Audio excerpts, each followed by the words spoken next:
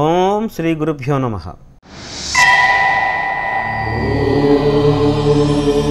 నేటి పంచాంగ కార్యక్రమానికి స్వాగతం. నేటి ఇంగ్లీష్ తేదీ 9 ఫిబ్రవరి 2013 సంవత్సరము. నేడు శనివారం. మాసం పుష్యమాసము, బహుళపక్షము, చతుర్దశి నేటి మధ్యాహ్నం 3 గంటల 21 నిమిషాల వరకు ఉన్నది. ఉత్తరాషాఢ నక్షత్రం నేటి ఉదయం 7 గంటల 25 నిమిషాల వరకు.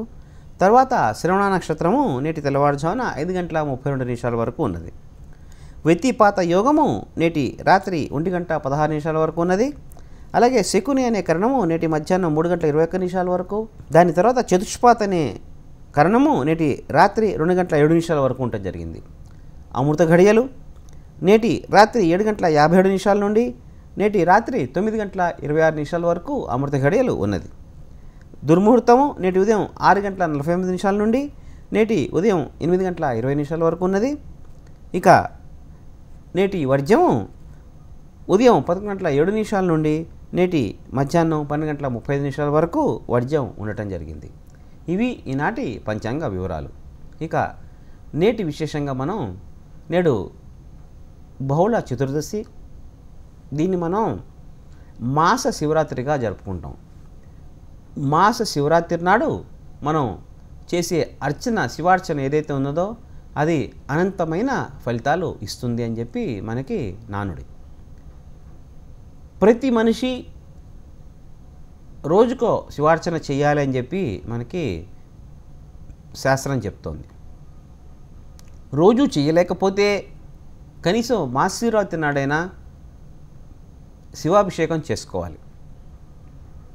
ఇలా మహాశివరాత్రి కూడా వీలు కాకపోతే ఏంటండి అంటే కనుక, అందుకే మనకి జన్మకో శివరాత్రి అని సామెత పుట్టింది. కాబట్టి శివరాత్రి ఏదైతే రాబోతుందో మాఘమాసంలో కనీసం అప్పుడైనా చేసుకోండి అయ్యా. ఆ శివరాత్రికి కూడా మనకి మాఘమాసంలో బహుళ చతుర్దశి నాడు మాత్రమే వస్తుంది. కాబట్టి ప్రతి మాసంలో బహుళ చతుర్దశి ఏదైతే ఉందో అది శివరాత్రి, అది రాత్రి మాస శివరాత్రిగా చెప్పారు. మాఘమాసంలో వచ్చే మాస శివరాత్రి ఏదైతే ఉందో దాన్ని శివరాత్రిగా మనం చెప్పుకుంటాం.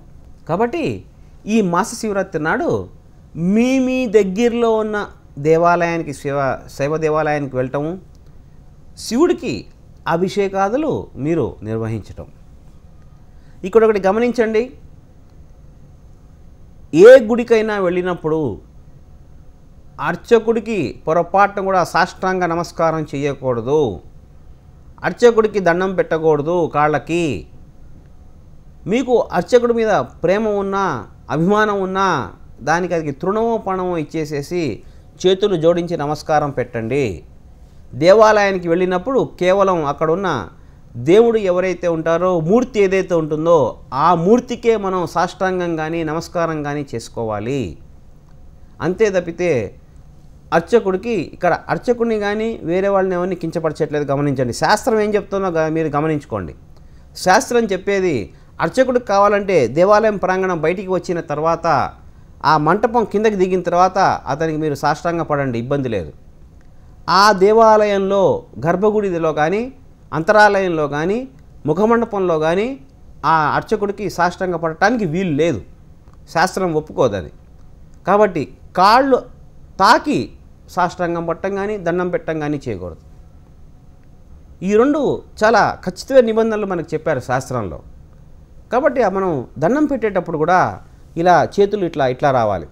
ఎందుకంటే కుడి చెయ్యి కుడి పాదాన్ని, ఎడం చెయ్యి ఎడం పాదాన్ని మనకు భావించుకోవాలి.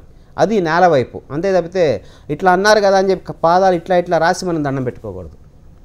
అది గమనించండి, ఖచ్చితంగా పాటించండి. అర్చకులు కూడా చెప్పండి, అయ్యా ముట్టుకోవద్దు, మీకు ఏమన్నా ఉందా కిందకు వస్తాను, కిందకి దిగండి, గర్భాలయం దగ్గర నుంచి మా మంటపం దగ్గర నుంచి కిందకి దిగండి, దక్షిణ తీసుకోండి. ఇది శాస్త్రం చెప్పింది. మన ధర్మాన్ని మనం కాపాడితే కనుక, లేకపోతే హిందూ మతం మీద ఇప్పుడు ఈ రోజున ప్రతి వాళ్ళు దాని మీద కామెంట్ చేసేవాళ్ళు అయ్యారు. ఎందుకు చూసేవా, డబ్బులు ఇస్తే పని చేస్తున్నారని చెప్పి. ఇక్కడ డబ్బులు ఇచ్చే పని చేస్తున్నారు, ఎవరైనా డబ్బులు ఇస్తారు. కాబట్టి ఖచ్చితమైన శాస్త్రం కనుక మనం చెప్పగలిగితే వచ్చిన వాళ్ళకి తెలియదు. కాబట్టి ఈ పంచమ కార్యక్రమం చూసే వాళ్ళు ఎవరైతే ఉంటారో దయచేసి ఈ చిన్న విషయాలు కనుక పాటిస్తే ఆ యొక్క నెగిటివ్ ఫోర్స్ ఏదైతే ఉన్నదో, మనం ఏమంటాం, మనం ఏదో తెలియక పాపం చేసామండి, మాకు ఈరోజు ఇట్లా కష్టాలు అనుభవిస్తున్నామండి, ఇలాంటి పాపాలు మనం చేస్తాం కాబట్టి ఆ పాపాలు మనం చేయకుండా ఉంటే మనకు ఆ బాధ మనకి రాదు కదా. కాబట్టి దాని నుంచి తప్పించుకునే అవకాశం ఏ కొద్ది మందికైనా కలుగుతున్న ఉద్దేశంలో దీన్ని 1-2 సార్లు చెప్పడం జరుగుతుంది. ఎవరిని నొప్పించాలనే ఉద్దేశం కాదు. కాబట్టి దయచేసి మీరు దక్షిణ ఇవ్వాలనుకుంటే దక్షిణ ఇవ్వండి. ముఖమండపం కిందకి పిలుచుకొచ్చి అర్చకుడికి దక్షిణ ఇచ్చి పాదాలకి భూమిని తాకండి, పాదాలుగా భావించి. అంతే తప్పితే పాదాలు ముట్టుకుని ఆయన్ని ముట్టుకుని మీరు ఎటువంటి పరిస్థితుల్లో దండం పెట్టవలసిన అవసరం లేదు. తప్పనిసరిగా ఆ యొక్క పురోహితుడు కానీ ఋత్వికుడు కానీ ఆశీర్వాదం మనందరి మీద ఉంటుంది. ఎందుకంటే వాళ్ళు పూజలు చేస్తున్నారు కాబట్టి వాళ్ళ యొక్క మంచి మనసుతో మన ఆశీర్వదిస్తారు. మీరు దక్షిణ ఇచ్చినా ఇవ్వకపోయినా ఆశీర్వాదం చేస్తారు. కాబట్టి ఆ ప్రకారంగా మీరు కనుక చేస్తే సకల ఫలితాలు కలుగుతాయి. కాబట్టి మహాశివరాత్రి నాడు మీ దగ్గరలో ఉన్న శివాలయానికి వెళ్ళి అభిషేకం నిర్వహించండి. అభిషేకం నిర్వహించేటప్పుడు ఇందాక శైవాలయంలో ప్రత్యేకించి అర్చకుడు లేకపోతే కనుక ఆ యొక్క మూర్తిని ముట్టుకునే అధికారం మనకి లేదు. స్పర్శలింగాలు ఉన్నవి మనం చెప్పుకున్నాము. కాశీ విశ్వేశ్వరుడు, అలాగే శ్రీశైల మల్లికార్జునుడు. మన ఇంట్లో కనుక చేసుకుంటే అంగుష్ట ప్రమాణంగా ఉండే శివలింగం. కాబట్టి పైనుంచి మీరు అక్కడ నీళ్లు పోసి అభిషేకం చేయవచ్చు. ఆ పానువట్ట నుంచి జాలువారే నీళ్లు మనం సంప్రోక్షణం చేసుకోవచ్చు. అంతే తప్పితే ఒక చేత్తో నీళ్లు పోస్తూ ఇట్లా మనం కడిగే అధికారం మనకి అక్కడ దేవాలయంలో లేదు. కాబట్టి చదవని చిన్న చిన్న అడ్జస్ట్మెంట్స్ ఇవి కనుక చేసుకుంటే కనుక ఈ మాస శివరాత్రి నాడు ఆ యొక్క శివుడి మహాదేవుడి కృపా కటాక్ష వీక్షణాలకి మనం పాత్రలు అవుతాం. ఇక రుద్రాక్షల గురించి మాట్లాడుకుంటున్నాం. ఆ రుద్రాక్షల గురించి మాట్లాడుకుంటున్నప్పుడు ఈ యొక్క మాస శివరాత్రి రావడం చాలా విశేషం మనకి. కాబట్టి ఎవరైనా కనుక రుద్రాక్షలు ధరించాలి అనుకుంటే నేడు ఎటువంటి సంకోచం లేకుండా దేవాలయానికి వెళ్ళి ఆ రుద్రాక్షను అభిషేకం చేసేసి శివనామస్మరణ పంచాక్షరిని 1000 సార్లు చేసుకుని చక్కగా ధరించుకోవచ్చు. అది ఏకముఖ ద్విముఖ అనేది మనం పక్కన పెట్టుకుంటే ఆ ముఖాల గురించి కూడా మనం ఎన్ని ముఖాలు ఎవరెవరు వేసుకోవాలనే అంశం కూడా మనం నేటి కార్యక్రమంలో చెప్పుకుందాం. ముందుగా అందరికీ చాలా ఇష్టమైంది ఇప్పటికి ప్రతి వారు రుద్రాక్ష అనగానే ఏకముఖి దొరుకుతుందా, ఇది ఏకముఖ చాలా బాగుందే అని ఇట్లా ఆశ్చర్యపోవడం వంతవుతాను కదా. దాని గురించి తెలుసుకుందాం. ఏకముఖి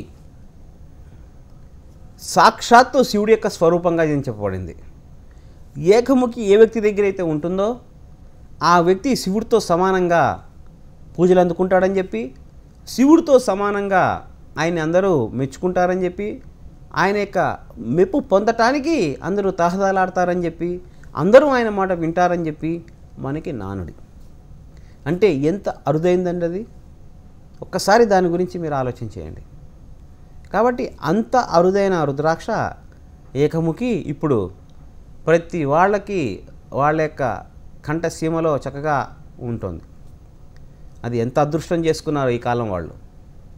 కాబట్టి పూర్వకాలంలో ఏకముఖి కనుక దొరకాలంటే చాలా కష్టపడాల్సి వచ్చేది, ఎంతో శ్రమ చేయాల్సి వచ్చేది, ఎంతో దాని గురించి పరిశోధన చేయాల్సి వచ్చేది, ఎక్కడ ఉంది అని చెప్పి. కాబట్టి ఏకముఖి రుద్రాక్ష కనుక గుండ్రంగా కనుక ఉంటే, ఉసిరికాయ ప్రమాణంలో గుండ్రటి ఏకముఖి కనుక ఉంటే అది చాలా శ్రేష్టమైంది అని చెప్పారు. అలా కాకపోతే ఏం చేయాలయ్యా అంటే కనుక బాదంకాయ ఆకారంలో ఏదైతే వస్తుందో నేపాల్ నుంచి వచ్చేవి కొన్ని రకాల రుద్రాక్షలు ఆ ఆకారంలో కూడా ఎంత ఉండాలి అంటే కనుక 10 to 15 mm లాంగ్ ఉండాలి అని చెప్పారు. ఇక దీనికి ఉన్న రంధ్రాలు కొన్ని చేసేవి, కొన్ని స్వతసిద్ధంగా వచ్చేవి. రంధ్రాలు ఎలా వస్తాయి ఆ రుద్రాక్షకి అంటే కనుక రుద్రాక్ష పండు అని చెప్పుకున్నాం. ఆ పండు అంటే కనుక ఆ చెట్టు యొక్క కాండం ఏదైతే ఉన్నదో ఆ కాండం మొదలు లోపల వరకు ఉంటుంది కాబట్టి దాని తొడిమెని కనుక మనం ఇట్లా పీకేస్తే రంధ్రం ఏర్పడుతుంది. కాబట్టి అది స్వతసిద్ధంగా ఏర్పడే రంధ్రం. అలా కాకుండా వేరే రకాలుగా మనకి చేతనైనంతకు రంధ్రాలు మనం చేసుకోవచ్చు. రంధ్రాలు చేసుకోవచ్చు, ముఖములు చేసుకోవచ్చు. కాబట్టి అలా స్వతసిద్ధంగా ఏర్పడిన గుండ్రటి రుద్రాక్ష కనుక దొరికితే అది చాలా చాలా చాలా శ్రేష్టమైంది. అలా కాని పక్షంలో రుద్రాక్ష, భద్రాక్ష, రౌద్రాక్ష ఇలా 3 రకాలుగా చెప్పారు. అలాగే శివుడి యొక్క కంటి నుంచి జాలువారినవి కుడి కన్ను, ఎడమ కన్ను, త్రినేత్రం ఇలా జాలువారిన దాంట్లో ఎరుపు, నలుపు, తెలుపు ఇలా రంగులు వచ్చాయని చెప్పి, నలుపు, ఎరుపు రుద్రాక్షలు శ్రేష్టమైందని చెప్పి, ఇక తెలుపు అనేది కొంచెం అధమమైందని చెప్పి, ప్రమాణంగా తీసుకుంటున్నప్పుడు ఎంత సైజు ఉండాలని తీసుకుంటున్నప్పుడు ఉసిరికాయ ప్రమాణంది చాలా శ్రేష్టమైందని చెప్పి, దాని తర్వాత రేగుపండు ప్రమాణంలో ఉన్నది సెకండ్ ప్రిఫరెన్స్, తక్కువ ప్రిఫరెన్స్ ఇచ్చేది శనగ గింజంతా అని మనకి శాస్త్రాలు చెప్పి, జీరో సైజ్ అనేది మాట్లాడుతున్నామో జీరో సైజ్ అండి దొరకదండి పొరపాటున అంటే కనుక చెట్టు నుంచి రాలిన పక్వం కాని కాయలు ఏవైతే ఉన్నాయో దాన్ని మనం జీరో సైజుగా చెప్పుకుంటున్నాం. కాబట్టి ఆ జీరో సైజ్ ఏదైతే ఉన్నదో అవి అంతగా శ్రేష్టం కాదు అని చెప్పి చెప్పడం జరుగుతుంది. ఈ యొక్క ఏకముఖి ధారణ వల్ల ఫలితం ఏంటండి అంటే కనుక లక్ష్మీదేవి అచంచలంగా ఉంటుందిట. అచంచలం ఏంటండి అంటే కనుక మనసు తర్వాత అతి తొందరగా పరిగెత్తేది లక్ష్మి. కాబట్టి డబ్బు ఏ మనిషి దగ్గర స్థిరంగా ఉండదు. ఈరోజు మన జేబులో 1 లక్ష రూపాయలు ఉన్నాయంటే రేపటికి ఏదో ఖర్చు వస్తుంది, లేక మనమే ఏదో చేయాలనుకుంటాం, దాన్ని ఆ ఉన్న డబ్బుని ఎలా ఖర్చు పెట్టాలని చెప్పి రకరకాలుగా ఆలోచనలు చేసి రకరకాలుగా ఖర్చు పెట్టేస్తూ ఉంటాం. కాబట్టి అలాగే మనసు కూడా అట్లాగే పోతూ ఉంటుంది. మనకి ఏం పని చేయాలి అని చెప్పి ఎట్లయితే ఆలోచన చేస్తుంటామో మనసు తర్వాత అత్యంత వేగంగా మనకి మన దగ్గర నుంచి చంచలంగా అంటే కదిలిపోయేది ఒకటి మనసు, తర్వాత లక్ష్మీదేవి. కాబట్టి అచంచలమైన లక్ష్మీ ప్రాప్తి కలుగుతుందంటే లక్ష్మి అనేది స్థిరంగా మన దగ్గరే ఉంటుందని చెప్పి, ఆ లక్ష్మీదేవి యొక్క కృప మన మీద కలుగుతుందని చెప్పి సకల కామ్యాలు సిద్ధిస్తాయి అని చెప్పారు.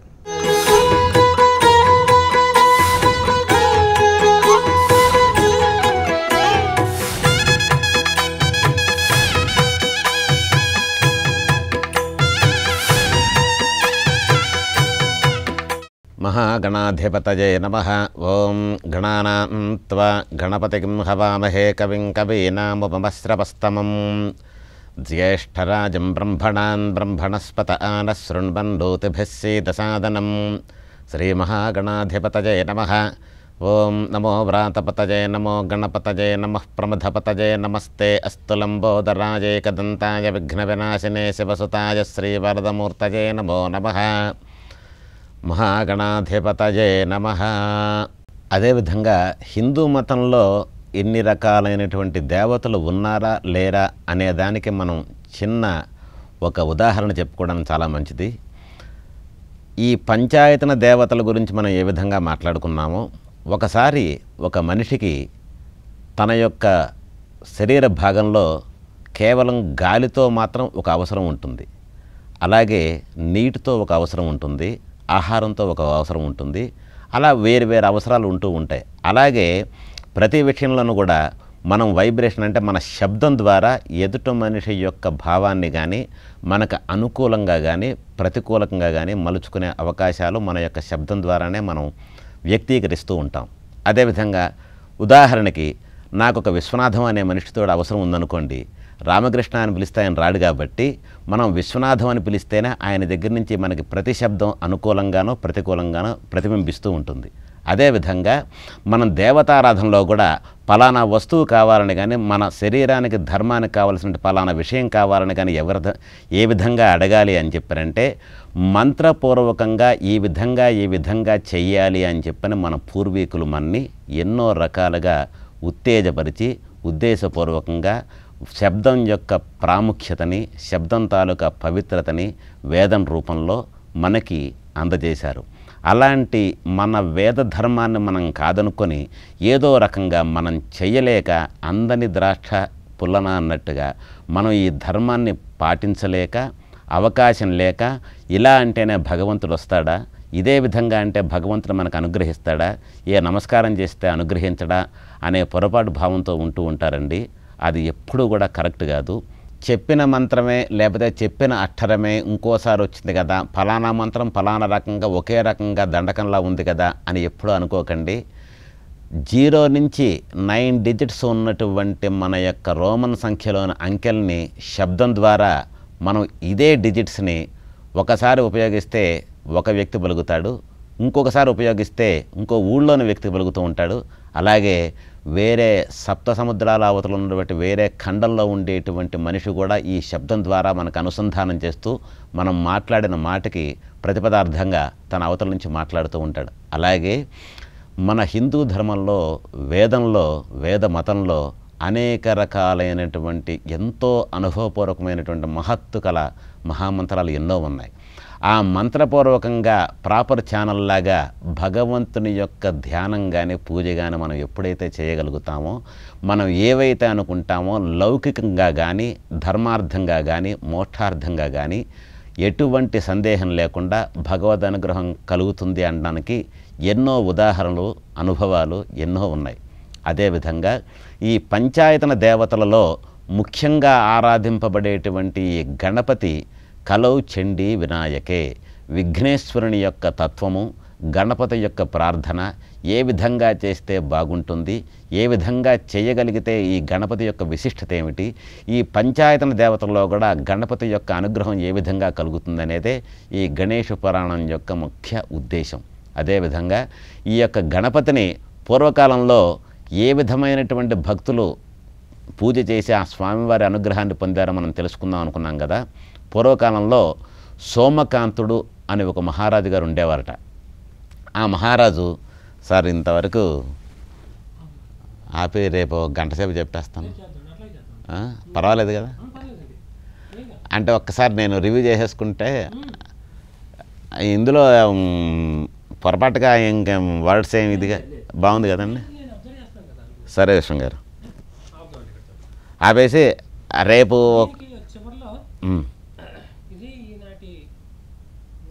ఒక వర్డ్ అనేస్తానండి. ఈ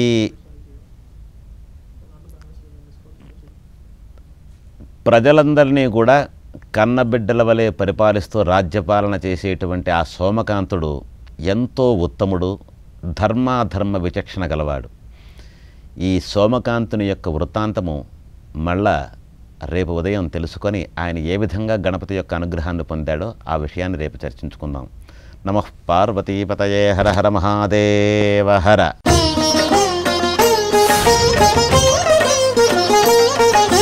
కొంతమంది పిల్లలు కొన్ని రోజులుగా పల్లె ప్రాంతాలు అయితే కొంతమంది కొన్ని నెలలుగా జ్వరాలతో బాధపడుతూ ఉంటారు. కొంతమంది అయితే విష జ్వరాలతో బాధపడడం కూడా మనం ఈ రోజుల్లో చూస్తున్నాం.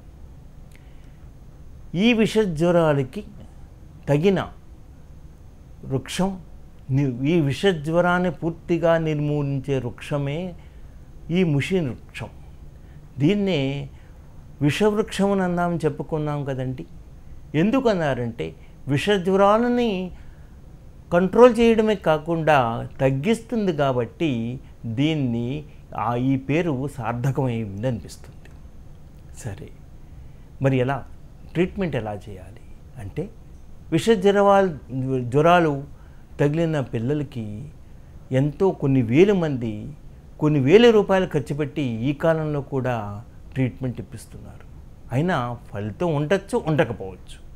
కానీ ఈ విష ముష్టిని మనం ఉపయోగించుకొని పిల్లలకి సేవ చేస్తే తప్పకుండా నయం అవుతుందని గ్రంథాలు ఘోషిస్తున్నాయి. అది ఎలాగంటే, ఈ ముష్టిని ఆకులు వేపాకులతో కలిపి ఒక చిన్న దండగా కట్టి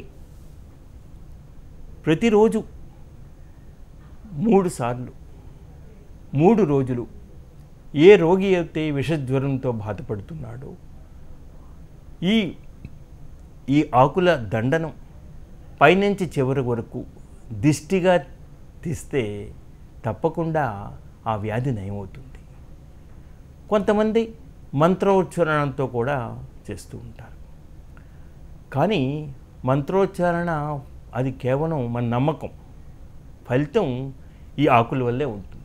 ఎందువల్లంటే ఈ ఆకుల్లో ఈ విష జ్వరాన్ని తగ్గించే రసాయన పదార్థాలు ఉన్నాయి, కెమికల్ ఎఫెక్ట్ ఎంతో ఉంది.